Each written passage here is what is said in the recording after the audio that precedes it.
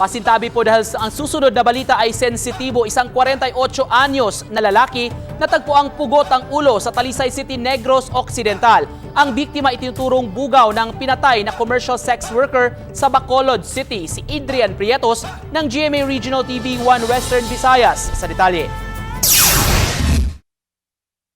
Nakadapa at nakatali ng straw ang dalawang kamay sa likod. Walang damit pang itaas, may mahabang sugat sa likod at mga pasa sa katawan. Samantalang ang ulo ng lalaki natagpuan hindi kalayuan sa katawan nito na nakahandusay sa gitna ng kalsada. Ganito, natagpuan ng mga residente Sabado ng gabi ang bangkay ng isang lalaki sa Barangay Zone 16 sa Talisay City, Negros Occidental. Nakilala itong si Mario Demetrio, 48 anyos, ng Barangay Singkang Airport, Bacolod City.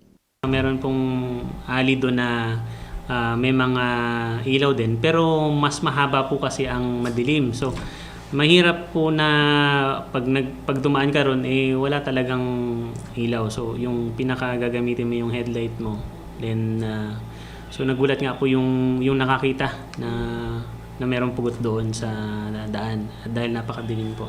Lumalabas sa inisyal na investigasyon ng pulisya na si Demetrio ang itinuturong bugaw na katransaksyon ng kliyente na itinuturong person of interest sa pagpatay sa isang commercial sex worker na si Rovelyn Mahinay. Si Mahinay ay natagpuang patay sa gilid ng kalsada sa Barangay Alihis, Bacolod City noong September 8. Ang itinuturong bugaw ang susi daw sa nasabing krimen, ngunit bigla na lang itong nawala.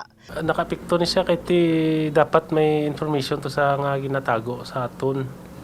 Kay ti we know for sure nga kilala niya ning kuan ang customer nga ginhatag niya sa kuan sa babae nga tong gipatay. Ayon sa pulisya, malaking posibilidad na isa lang ang pumatay kay Mahinay at Demetrio upang mapagtakpan ang krimen. Ako si Adrian Prietos para sa GMA Regional TV.